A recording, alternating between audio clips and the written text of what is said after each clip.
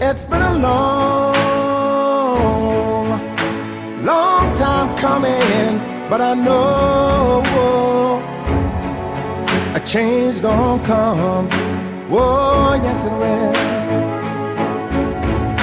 It's been too hard living, but I'm afraid to die. Would you like to share with us? I have been on testosterone for a year now, since on April 17th. And that's a big mark in a transgender person's time doing it, especially it's like a second birthday. So I'm technically one, so I'm pretty young.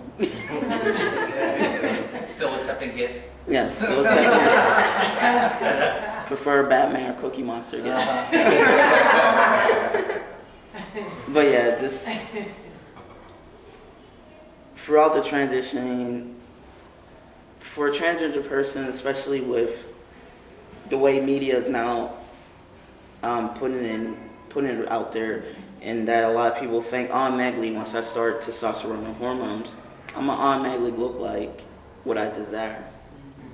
That's not how it works. You have to work at it. Many people have to do other surgeries beyond top and bottom, and it's a big strain on your wallet. I was going to say, does health insurance even cover? A few health insurance are now covering it. Yes. Oh, okay. 10 are, I don't know the 10, but 10 are now covering it. Okay. And they're not, and some are still trying to fight for them to be covered underneath it. Because I know health insurance, they don't want to cover anything. Nah. They don't even want to cover pre-existing disease, No. that people have. So I just didn't know how that worked. Yeah, for a while it was like, especially for the surgeries, it wasn't considered as something that they needed. It was more like a plastic surgery type of thing. But for me personally, with the surgeries, it's something that will make me feel whole. Right.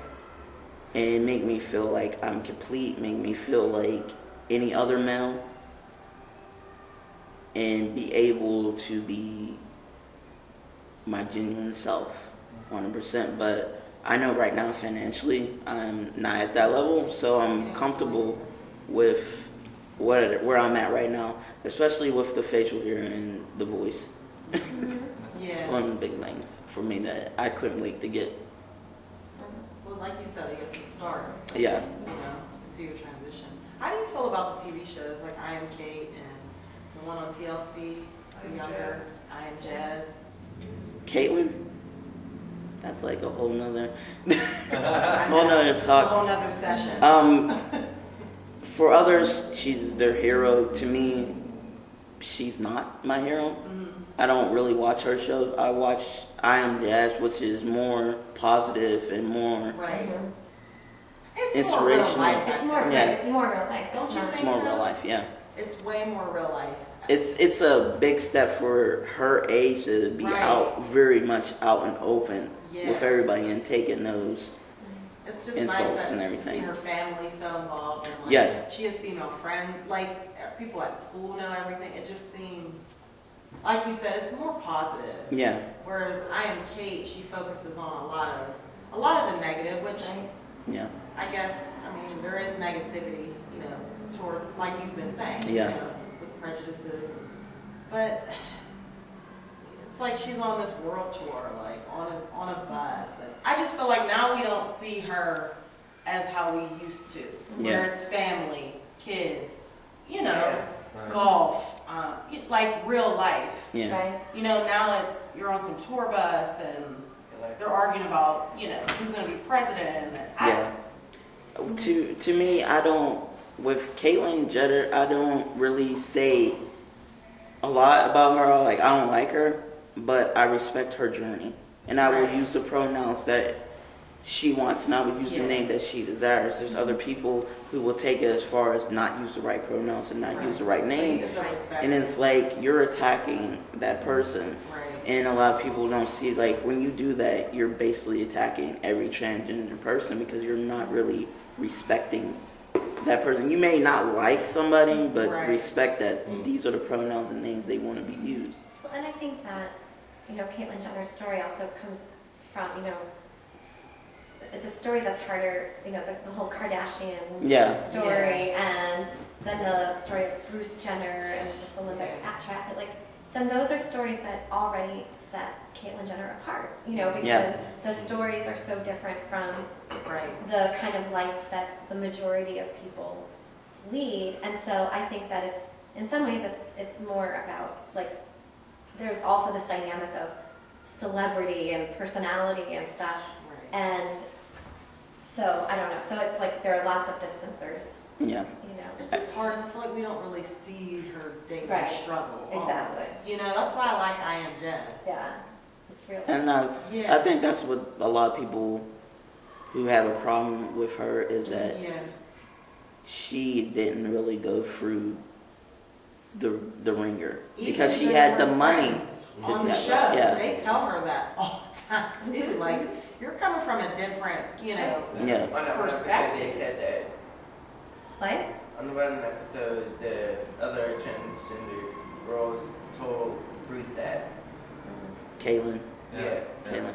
Yeah, and it's not that she's oblivious to it, but I feel like her friends really Try to remind her of that. Yeah, they definitely. But also with that, this is where a lot of people's like, oh, you always see two different sides. Is that we don't see what she's like off camera. Sure. We didn't see her journey before she started transitioning. We didn't know that struggle that she dealt with before she came to terms with that. Mm-hmm. She could have had many suicide attempts. Exactly. She could have had an alcohol problem. She could have had a distance problem from her family and just not knowing why that was there, and she probably had to go to therapy and all that. We don't know any of that, and that's why I'm like, I can't judge her or tell her that she doesn't deserve to be called transgender because she didn't go through ringer like everybody else is going through. That doesn't mean anything. You're transgender because you're transgender. What is your relationship with God like now? Much stronger, much more on a first name basis than being a stranger to him. And when I say first name basis, I was always raised to say you should always have an open dialogue with God as if he's your friend, as if he's your father. And for me, not having a father there, that's something I really leaned towards and what I really needed. So coming out as transitioning and growing that relationship closer, it made me see a lot more of how much blessings I had versus how much non-blessings I had, because I think I was blind to that a lot when I was out there and I wasn't in the church, and knowing that I'm pretty blessed. I could be in a much worse position than I am. So even with everything I've been through for the last 5 or 6 months with the surgery, I'm still blessed. There's many people who died on that table. There's many people who got worse infections where they couldn't recover from it. And to me, it's I think for everybody, whether you're transgender, straight, whatever, you have to see those little things. Yeah.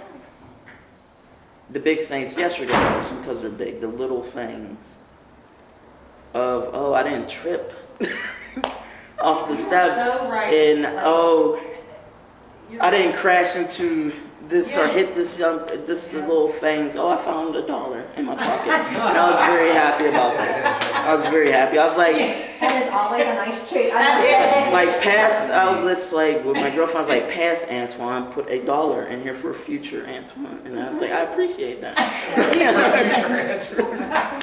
So, It's nice when you look out for yourself. Yeah. You see God's hand in your life. Yes, The I small see it. things and the big things. I see it way more, and especially with volunteering through the church and meeting other people I wouldn't be able to meet, and other people I wouldn't normally sit down with, and being more open instead of closed, because I was always the person that would be in the back, not talking, this watching and listening.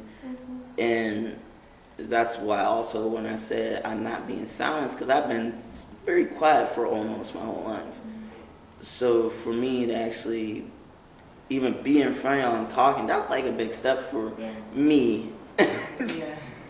It's those things where I'm like, God is with me. And I was like, I promised myself and to God that I would never tarnish that relationship because it's so good. Yeah. And I remember, like, just real quick, like one night, and I was just like maybe like 4 months after the surgery, and I was just sitting there, and I cried, and it wasn't because I was sad. I cried because I was so happy. And I said, you accept me for who I am. You love me unconditionally, and you show it every day.